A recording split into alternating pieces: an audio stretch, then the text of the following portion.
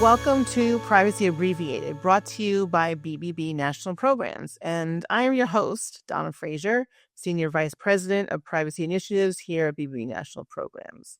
As always, our goal is to help business leaders prepare and operationalize for what's next in the privacy space. And I believe that today's conversation with Sheila Millar is going to do just that, particularly if your company, are intending to or currently have products that are directed to children and or teens. So I think, again, today's conversation is going to be extremely interesting, and I do hope that you come away with some real takeaways. I'm sure that you will. Today, we are joined by Sheila Millar, a partner at Keller Heckman and a longtime collaborator of BBB National Programs, as well as specifically our Children Advertiser Review Unit. Sheila is widely respected for her work on privacy, data security, advertising, and consumer protection. She helps companies and organizations understand their obligations, manage risk, and stay ahead of a fast-changing regulatory landscape. What I probably appreciate most about Sheila is that she has a knack for breaking down complicated issues, from children's privacy to AI governance to green marketing claims, in a way that is practical and actionable. She's also a frequent speaker and writer on these topics, and someone we often turn to for insight on what's coming next in the world of responsible business practices. So I think Sheila is the perfect person to join me today to really talk about what's happening in the U.S. with regards to children and teens, data privacy, what it looks like being a child or a teen using these devices, being online. So Sheila, thank you so much for joining us today. Well, thanks for having me. I'm really looking forward to having a really long and good conversation with you, Donna. It's always stimulating to talk to you. Thank you so much. It's mutual. So I want to start with, our audience is primarily small to medium-sized businesses. I'll call them SMBs for the sake of today's conversation. And they may not, for businesses that may not follow this issue about children and teens closely, how would you describe the current state of children and teen privacy in the U.S.? And what do you think is changing most rapidly? Well, if I had to use one word, I would say confused and conflicting. Maybe that's two words, two C words. But I think the problem is there's not a national preemptive standard. We do have a preemptive standard, so to speak, with COPPA, but because the preemption language in COPPA is a little narrower than the most protective preemptive language, it means that we have a lot of state laws that have come into the picture. And those state laws, particularly a couple years ago when the Federal Trade Commission weighed in a legal dispute and basically said, nope, COPPA doesn't preempt these situations, that really seemed to open some of the floodgates, which before that, people basically observe the contours of COPPA. So I think the lack of a national standard, inconsistent definitions about age, inconsistent requirements, and frankly, I think in states like New York, obligations like age verification that actually do conflict with COPPA, because you have to assume that if you're directed to children, you're not supposed to age screen. So I think it makes it very, very challenging. I agree completely. Are you I was going to use the word fascinated. I don't know if that's the right word. It probably isn't, but I've always been over the years, I don't know, troubled or whatever it is, but the fact that the states have never really embraced COPPA, like they haven't used it as a tool to go after companies, which I think is odd. Over 20 plus years, we didn't really see the states using it. And I always found it interesting because we know that there are violators out there. Now we're seeing the states actually legislate above and beyond COPPA or in conjunction with COPPA, but they never really used it as a tool with regards to compliance and bringing companies into compliance. Do you find that just interesting that states never embraced it? I think there are a couple of instances where the states did act. There was New Hmm. York State, there's Utah. I mean, there have been Utah, a right? couple of instances. What I find troubling and fascinating both is that they didn't follow the COPPA procedures, right? It doesn't appear that they pre-notified the FTC. FTC said, go forth and enforce. Right, So I think that's a problem.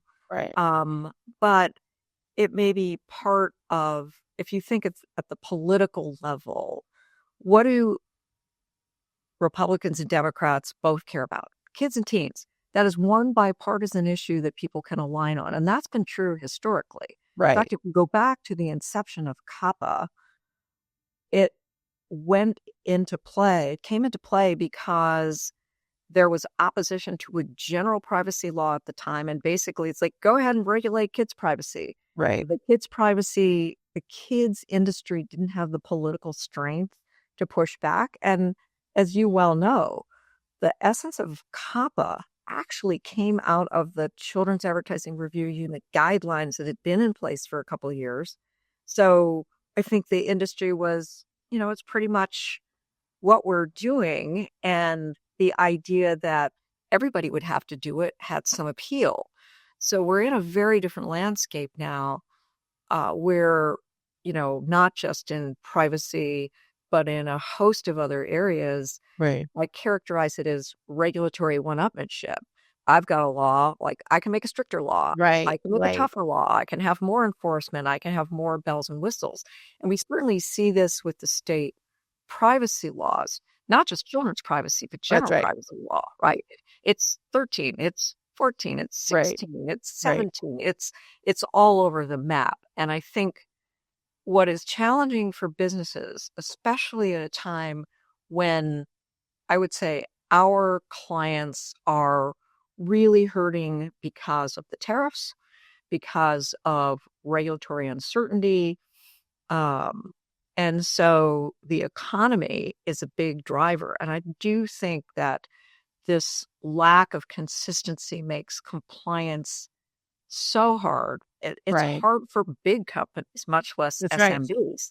That's right. Um, so I think that makes it a difficult environment for companies to get their arms around. And at some point, it's like, well, I can't do it. I don't have the resources. I can't figure it out.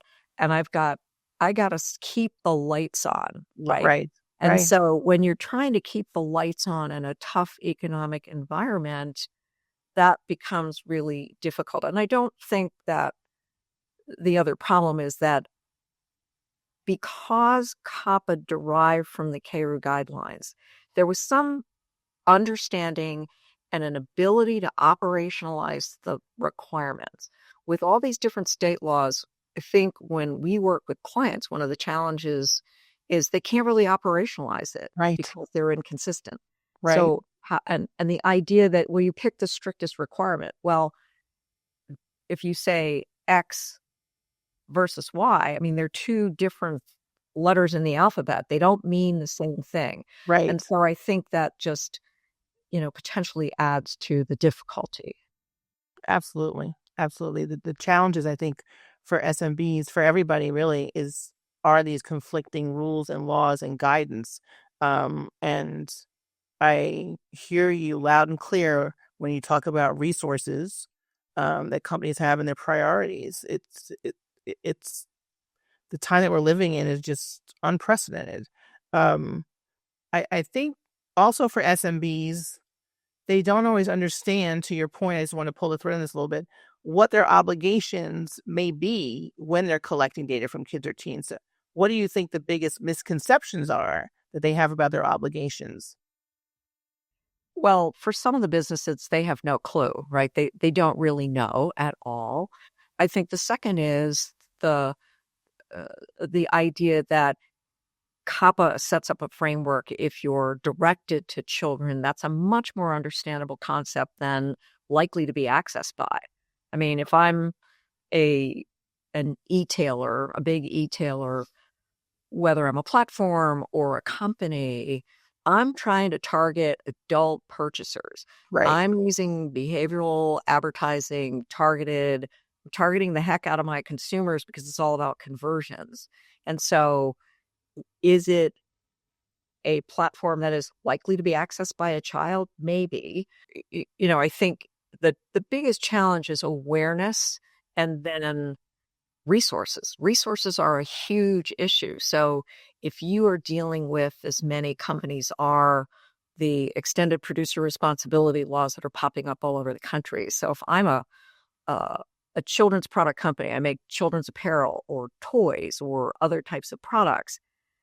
I've got a client who told me that they got $1 million bill in Oregon, which is a pretty small state in terms of Right. their market. And this Right. is not a children's company, but there's only so many dollars to go around. And so, especially if you don't think that you are targeting children, you're not aiming to get that information, you're not trying to identify and market to kids or teens, then it's just not going to be a priority. Right. And I don't know that from an enforcement standpoint, resources will be directed to those SMBs, Agreed. because I think the bigger target are the large platforms and the content creators.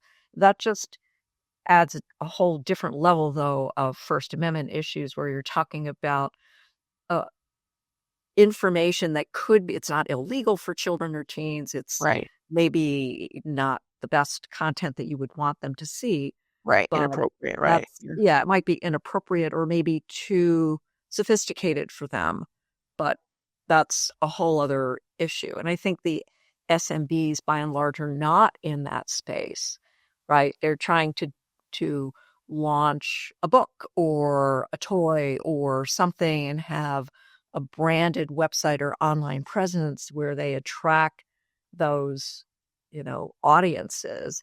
But I think the other problem with some of the statutory language of the states is the sort of the getting into the dark pattern space. Dark patterns are unfair deceptive practices, but it's just like if you're watching morning cartoons in the old days of television when you and I were kids, right? And to the extent our moms let us do that, you'd watch one show after another. And this idea that doom scrolling or saying, if you like this game, try this game, that's a Right. dark pattern. I think that's a hard legal line to draw from a content standpoint. Cost of doing business for companies, small, medium, or large, is pretty hefty. Compliance with COPPA does cost money, right? It is the cost of doing business. And for small to medium size companies, I would tell you when you're looking for your investors, build in the cost of a lawyer, build in the cost of compliance, understand what that is supposed to look like, and build in that cost. That's a cost that you should have day one. And understand that, doing it right, privacy by design, safety by design, all of this, doing it right on day one is as expensive as it may be. It's less expensive than having to re-engineer everything you did because you discovered, a day late that you're not compliant. I completely agree with you. And I think the problem is if you take a property, take Angry Birds, right? Angry Birds was not intended for kids. It was Right. made for adults. It set Great off. example. Yes. Suddenly, somebody, you're giving your phone to the kid starts playing with it. All of a sudden, it's directed to kids. Mhm. And you can't re-engineer backwards the way that app is built. Right. So in a world of likely to access, which is such a fuzzy term, It is. does it mean there's no reality check of what happened at the time the property was developed? Right. So I do a lot of consumer product safety work, right, Right. with physical products. And so just because a kid is going to sit on a living room couch does not mean the couch is a children's product. There are very special definitions of children's products. There are special additional tests for children's products. But similarly, even within that range, a toy for an 18-month-old has to meet different standards than a toy for an 8-year-old. Right. And that's built into the system. But we don't have that for privacy. And I think one of the challenges, it's either, I find it frustrating, the notion of infantilizing all minors, Right. right? Because Correct. that's what we're doing. Like everybody under 18, you have to get parental consent to be online. Forget the fact that the 14-year-olds probably can tell the parents how to get online because the parents don't necessarily know. Right. But you have to have some space to understand. Just this is true for advertising as well. There is a historic wealth of data about child development and the stages of child development, including the development when they become aware of advertising, understand advertising intent, understand that marketing is directed to them, develop cognitive defenses to advertising. And I think some of the language, well, it's too hard on the internet. I think kids are pretty aware of a lot of things that adults and legislators don't necessarily think they're aware of. Right. Right. And Absolutely. that being said, I mean, I think there's still plenty of improper tactics that should not be used in advertising and types of data. I mean, you need to really think about data minimization as a core principle. But I think a lot of NGOs think that should be a core principle in general for all Right. In kinds of data. general. That's right. And so the idea is you can't wall off kids from the world and from online, and kids model their parents. I mean, Right. talking earlier about you restaurant and the parents are there on their phones. Well, what are the kids seeing if they're not talking with Right. their families? Right. And everybody is glued to a screen. Mm-hmm. Right. Absolutely. Yeah.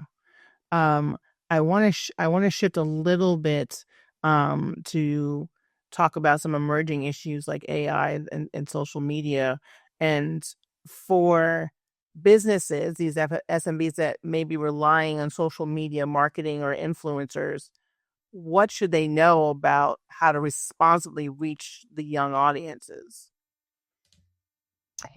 That's a great question. And I think, unfortunately, the answer is it's still a work in progress because we don't necessarily fully understand AI. We don't understand how it's going to work. I had a client a couple years ago who's using some AI in a connected product type of environment and followed all the COPPA rules, collected the audio, dropped it on the floor, Right. the transcripts for 2 weeks or whatever. I mean, very limited time to make sure that the response was appropriate. But, at one point the AI said something that when I heard about it I thought was appalling, but there was also an innocuous interpretation. And I'm like, well, maybe I'm looking at it through the adult lens of what the AI might say to a child. And it had to do with like, the child was, I guess, somewhat sad. And the AI said, I think you need a drink. I'm like, oh my God, that's terrible. That maybe they meant a drink of water or a soda or a Right. juice or something. And so I think we also have to remember that AI makes mistakes. AI hallucinates. You can't just rely on AI. But I guess on the advertising side, this notion of it's terrible, you cannot create a parasocial relationship with an online presence. Well, I certainly had a parasocial relationship with my teddy bears when I was a kid, right? I talked to them, I played with them, Right. loved them, and I had a family of them. And so, thinking back, was I damaged by having a relationship with my teddy bears? I don't think so. And it's same with the doll. I mean, you have, it's part of play, it's part of creativity to have those parasocial relationships. Is there a line where it might be harmful? Sure. But I think that's where, the parents come in and the idea of it's too hard for parents. I think when we were growing up and our parents didn't have some of the modern conveniences that save them time, I think maybe it was a heck of a lot harder for them. It's just that it is hard. I'm not downplaying the difficulty, Right. but I think we also need to think about how do we educate children and Yes. teens and adults, Right. and how do families model proper, Mm-hmm. internet, social media behavior?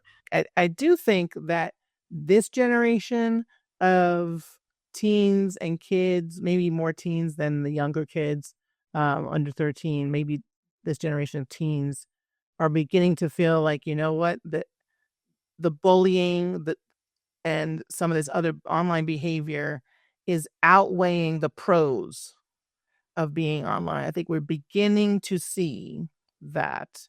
I know that adults certainly believe that the cons are outweighing the pros. Um, as of this recording, Australia has implemented a ban for is it under 16 on social media? I don't know if it's inclusive of 16, but I know it's under 16 at least.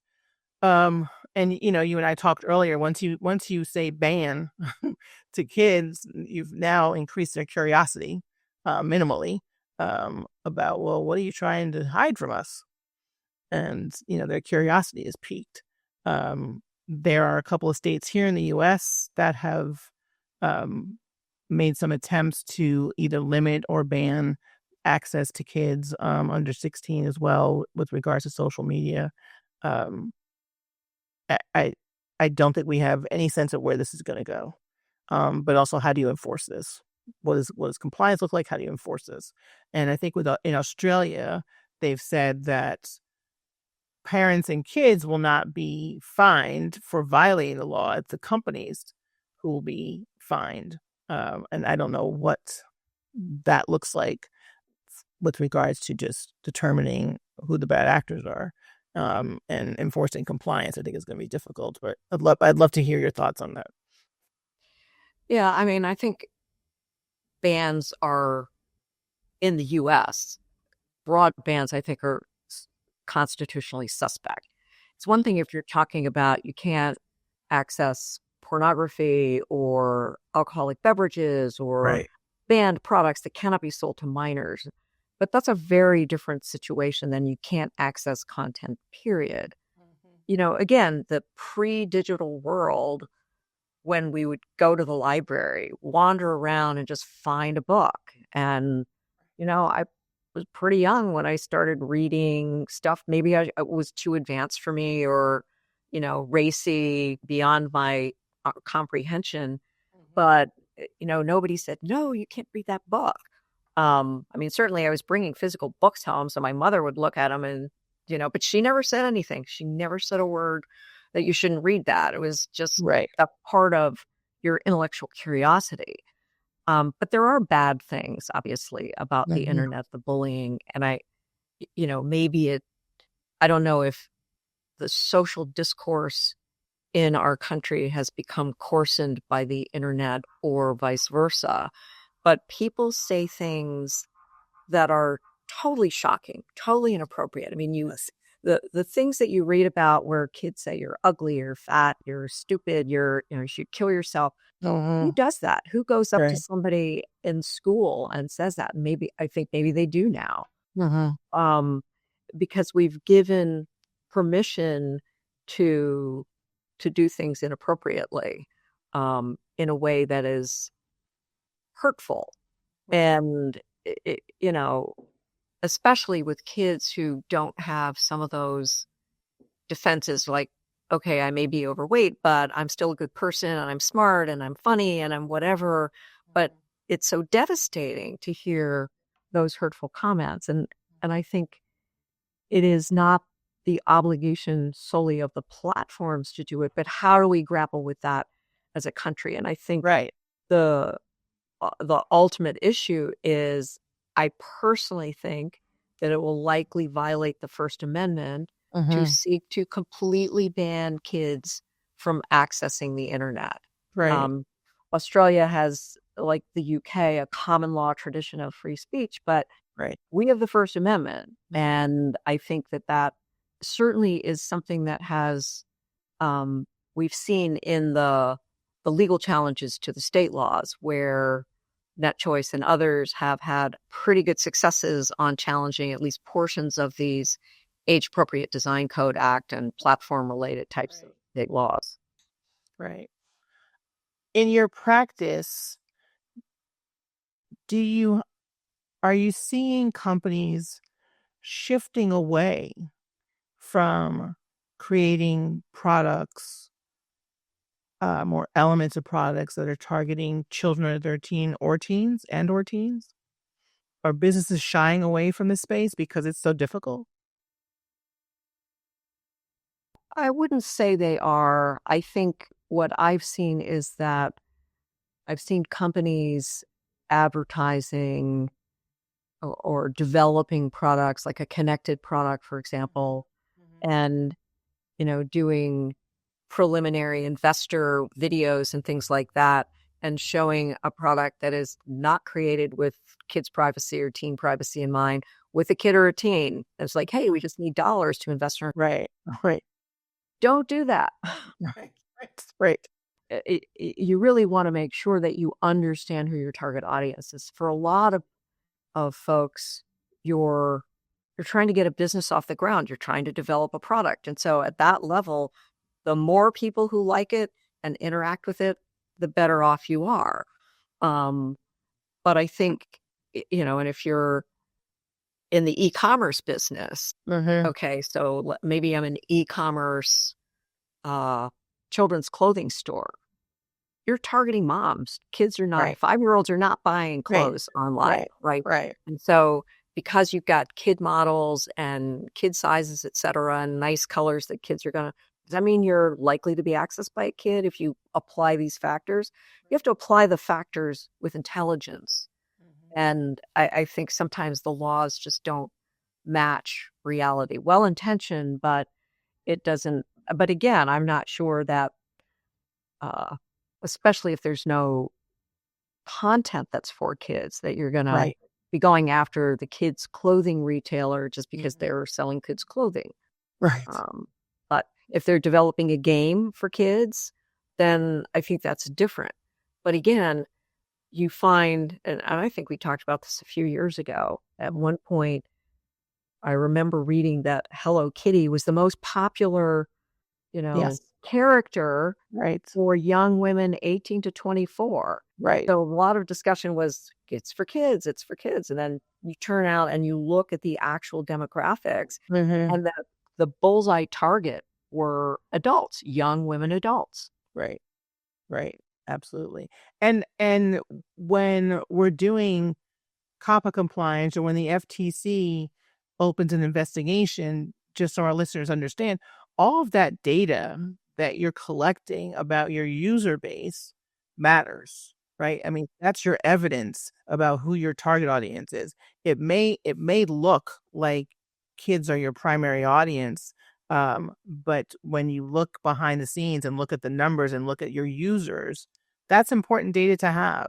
That helps you make the case as to whether or not you are child-directed, or not child-directed, or mixed audience, or whatever it is. So, to our listeners, just understand that your marketing campaigns, your all the data that you're collecting about your users, helps you make determinations about who your audience is and what your intentions are. And intentions matter. Intentions do matter in these instances, as do optics. And the marketing plans matter. So, right. I think we do work with some companies who are targeting adults, et cetera, but then they're thinking about maybe for a product that appeals to kids or teens, like developing some marketing initiatives that target those. So when you're targeting those users, then you have to pay attention to these laws. But there's a difference between the direct targeting and the possibly appealing to, or this amorphous likely to be accessed by. What does that mean? 1 kid, 20 kids, 1,000 kids? Is it a percentage? Because remember, a few years ago when they were reviewing the COPPA rule, there was a question like, should we have a percentage threshold? Right. So, that's a real challenging thing to adopt. It's one thing to have self-regulatory programs like the Children's Food and Beverage Right. Advertising Initiative adopt sort of some metrics. We're not going to advertise to less, if there are more than X percent Right. kids in the audience, but that's self-regulation. Exactly. Because at the same time, if you try to adopt that in law, you're going to be prohibiting companies, especially companies that are making products that are legal for children and teens, from accessing their primary audience Right. of adults. Right. And I think that's a constitutional problem. Mm-hmm. Mm-hmm. Yeah. With the implementation of AI tools and personalized content becoming more and more common, how should small SMBs really think about the risks if minors are their user base, even unintentionally? What questions should businesses be asking themselves if they're using AI, if they're doing personalized content? How do they begin to even understand what the risks are, and what questions they should be asking themselves as developers, as creators of this stuff? I like to tell clients to think about it in personal terms, right? Would I be comfortable if my teenager or my child or my niece or my Right, godson right, or daughter or my neighbor's kid, who I think is a wonderful kid, um, would I be comfortable with this? Would I feel, and a lot of it also I think relates to what are you trying to accomplish? So there's a difference between a business that's trying to get likes and get clicks and IPO out versus a business that's trying to build a brand. And I feel very lucky that most of my clients are building brands. right, And, I think it's really nice to hear from clients where, well, what do you think about this? Is this a good thing to do? How would I control it? And so I think a lot of it, like anything else, comes down to the both the legal framework, but at some level, it's kind of the moral compass of the individuals involved. And they right, have to be aware of the issue and think about it. Where I've seen, I think some of the biggest lapses have just been mistakes or lack of awareness, or just like, when I've done training for marketing teams and agencies, it's like, would you want this to happen to your little brother or sister? right. And I think because it's a young person's game Uh-huh. in a lot of ways, and so you want edgy marketing and you want to be au courant, those folks who may be recent college graduates, they don't have kids, they're just not thinking about it. And so I think when you frame it in those personal terms, that helps. Doesn't Right. do the job entirely, but I think that's one way that I think, at least with clients that I've worked with, I've been really gratified that Mhm. it strikes a chord and gets people thinking about how you can do this better. Right, right. If Okay, so Sheila, I come knocking on your door because I've now realized as an SMB that I have been collecting data from minors. Didn't really intend to do so. Um, what is my first move? Like, what's a good remediation plan look like? I don't want this. I don't want this data. I have it, not my intended audience, but what do I do with it now? Well, you first have to know what you have and where you have it, right? So I always start with privacy map, right? And a security overlay. So if I'm working with a client from scratch, like give me your data map and then tell me what's your security in transit at rest, where does it go? What are the requirements? What are the limitations? And then you can build it out. If you're doing it in hindsight, Mhm. I think the big challenge is, well, I don't know, right? It's like, where's your data? Well, I don't know. Right, We changed our marketing agency and we changed our servers and our cloud provider has changed. And so it's much harder. I think with smaller companies, at least they're smaller. And so they generally have less data. right, But I think the answer is if you've improperly collected, you should delete it as soon as possible. But you have to know what you've collected and where it is in order to right. delete it. Right. So I think that's just at a practical level. Whenever you're talking about privacy, you always have to start with the data map. Mm-hmm. And I don't think you can't talk hypothetically about it. You have to talk in real terms of, it's in this server, it's cached on these computers, it's in our backup data and wherever, it's in cloud A and then was transferred to cloud B. So getting the right people, especially because for SMBs, sometimes they're outsourcing their IT to a big Right. That's degree. right. They Yes. don't have a security program, much less a written security program. They're just kind of relying on third parties. And so trying to you figure out what's the art of the possible. What can they do? How quickly can they do it? How efficiently can it be done to minimize the expense? Is really where we try to help clients in terms of dealing with that type of situation. But Right. again, even big companies, the mistakes happen. It's like, gee, we didn't realize that this server was communicating to this server, and so suddenly this data went over here, and we didn't expect it to. Mm-hmm. Mm-hmm. Yep. And I think you touched on something with regards to using outside parties, outside vendors, right? Under COPPA, since 2013, there's now third-party liability. So you need to ensure that the vendors who are doing any of this work on your behalf are in compliance with COPPA, which is difficult and it's challenging because a lot of vendors don't even know what that is, right? I mean, a lot of vendors are SMBs themselves. So the entire landscape that's touching this data needs to be compliant. And Yes. go ahead. And I think with the new copper rule that will go into effect in April, Hmm. you will have to verify and Right. get assurances that third parties will handle the data appropriately. And I think, again, if you think about those operational requirements, very detailed direct notices to parents at a higher level, added notifications or disclosures in your website privacy policies, written security programs, auditing, third-party assurances for anybody touching your data. That's a lot to think about because even small businesses um, can be dealing with a whole lot of third-party providers. Right. So it is. I think you can help by trying to get some canned templates, Right. disclosure languages, assurance languages, etc. But then you know, what if the other side doesn't sign it and send it back? How do you deal Right. with that? I Right. mean, you can't stop the business. Right. So the I think the other issue is the risk shifting issue because some of those third party providers like, you want our price? We're not going to agree to that. It's your responsibility. Hmm. Um, so I think that's just the reality of the economic landscape. Right. Right.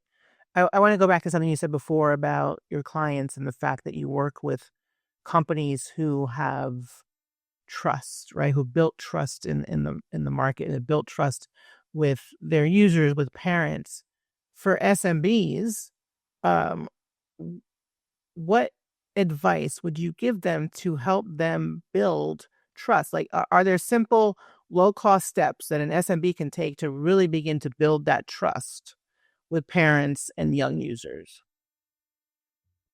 If I think there's a little bit of a difference between businesses that are solely online types of initiatives or Hmm. businesses that make physical products. Physical products, right? As if you're making a physical product, you have to be aware of special rules for children's product safety. I think for those companies, it's maybe a little easier to bring in the safety overlay. Um, and again, a lot of times for those companies, they're started by parents. They're started by a couple who are trying to solve a problem for a kid. Or, Hmm. I've had clients who we have a child with some developmental disabilities, so we developed this toy or this product to help this child. And I think they're very passionate about it because they approach it as wanting to help children the way they help their own child or children. And so I think, again, it comes down to um, if somebody cares enough to reach out to counsel, then they have some basic awareness of responsibility and they want to do the right thing. And I think, we want to do the right thing, and how can we do it most efficiently? So you just sort of talk about strategies, you talk about the hierarchies of risk, what's the art of the possible, and try to come up with a plan to implement. Yeah. And I mean, I think you and I would never recommend that you just look around the internet and find a privacy policy and copy it. That is just the dumbest idea ever. People do that. Um, and I think, getting clients to understand, you need to know what you're collecting, how you're collecting it, where it goes, how long you're keeping it, because now under COPPA, you're going to have to write this down and disclose it. And that's a different kind of animal. So for clients who are a little bit late to the game of COPPA compliance, we're having those conversations now, but it's I think it just depends on where you sit. But even the big companies, there's a lot on their plates. There's a lot of compliance obligations Right. that go far beyond privacy and advertising, and they're trying to scramble to get all of it done in a short time period. Right. Right. Yeah. I mean, I know that when we talk to some companies and we talk about how to build trust, one of the things I always say to people is, well, think about a brand that you trust. Why do you trust them? What do they do that has engendered your trust as a consumer? And again, it goes back to what you said earlier about personalizing things. I think if more people could think about what it looks like on the other side as the consumer and bring that into the room, bring that into the conversation, instead of just always thinking, very linear about it. I think it sometimes helps people really get a better understanding of what this all looks like and the complexities of it from the user side, from the consumer side. So two more questions before we get to the end, Sheila. Thank you so much for today's conversation. I think it's just been so good and so insightful, and I'm sure that SMBs are learning. And we're going to put in some resources as well to some of the things that we've talked about, including some of the laws that we've referenced. We'll put those resources in our library. Just what trends or regulatory changes should SMBs be preparing for over the next 1 or 2 years? What should they be looking at? I think they need to be anticipating an avalanche of new state laws. I mean, what I find really fascinating is that states keep adopting laws. They keep replicating provisions that have been found to be unconstitutional in lower courts, and they keep doing it. And so I think that speaks to some level of frustration by politicians and voters about where we are in today's society with the internet, but without the introspection of whose fault is that, right? Why are we so dependent on social media as adults? And how are we modeling this to children? So I think that's a continued trend. And ultimately, I think that many of these laws have been found to be unconstitutional. That trend will continue. And, at the hearing last week of the 19 bills in the House Energy and Commerce Committee, some of those same problems are seen in some of those laws. And so I think it's unfortunate that we're not learning from same legislative mistakes that have been made and trying to figure out a new path. Right. I think the second thing, and I said this earlier, is this trend to infantilizing minors. Which on some level we want minors to be sophisticated, and we understand that you can drive at 16 and you can join the army and do certain things, and that the toy for the 18-month-old is not like the toy for the 8-year-old or the game for a 15-year-old. But we seem to be lumping, like, no minor should be online unless the parents approve of it, which is a ridiculous notion. And so I think that's a trend that is, I think we're expecting kids and teens to be older than their years in some ways, but not giving them credit in other ways. And I don't know what the solution is for that. Right. But I think that's certainly a trend. The role of AI, I mean, that train has left the station.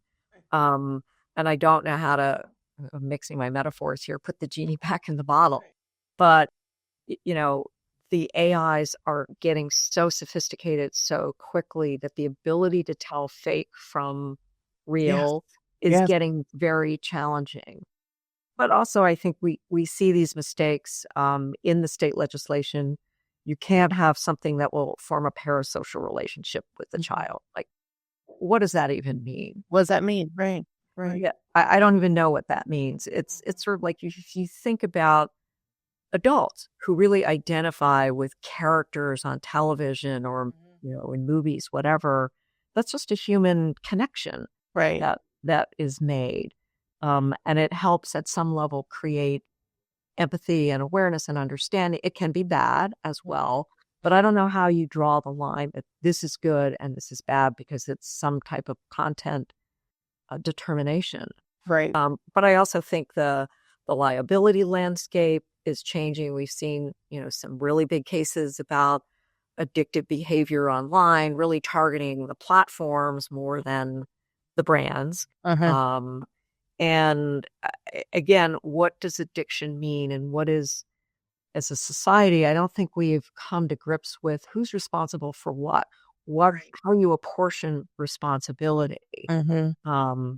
Illegal products, pretty clear line where age screening, age verification, that seems to make sense. But do we do it across the board? Are we going to have a world where content online is completely locked unless you have parental consent? Right. I think that's entirely unconstitutional.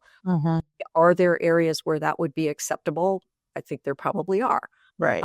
But how do you draw those lines? Right. I think we're going to continue to see, as I said earlier, just a lot of confusion in the landscape. Confusion makes it hard for businesses to do business, and it makes it difficult for businesses to kind of advance best possible practices and solutions because they don't really know how to identify the issues. Well, I think you've just segued into the last question, which is if you could give businesses one piece of advice to help them stay ahead of children's and teen privacy expectations, what would that one piece of advice be? And I think the best advice that I give people is it's kind of like what your mother said, treat people the way you want to be Want to treated. be treated. Right? Yes. I think it's think about the audience you're trying to reach. Yes. If you are building a platform or a brand that you want to succeed in the long term, you're going to think about trust. You're going to think about how do I do it right? And I'm very lucky that I would say my clients are in that category. They want to do the right thing. Right. I'm always surprised at how, and not just on privacy, but in general, people are not aware of a bunch of requirements. But how can you be? We have 50 states. We have thousands and thousands of regulations that affect companies. It's very hard to keep up, even for the sophisticated businesses. Right. So, I think the fundamental issues for privacy are don't collect more information than you really need. But the legal landscape that says you can only collect information that's strictly necessary to provide the specific service, like the Maryland law, and that's absurd. How do you promote innovation and competitiveness under rules that don't allow you to utilize information that you have, right? Especially if it's anonymized, et cetera. That's the other issue with AI is that once you dump that information into your AI engine, what happens with access and deletion requests? I mean, how do you unwind that? Presumably it gets de-identified. But if you're trying to train an AI engine on recognizing a child's speech, which is much harder than recognizing adult speech, or in providing support. I mean, there's some research data that I've seen, including from clients, that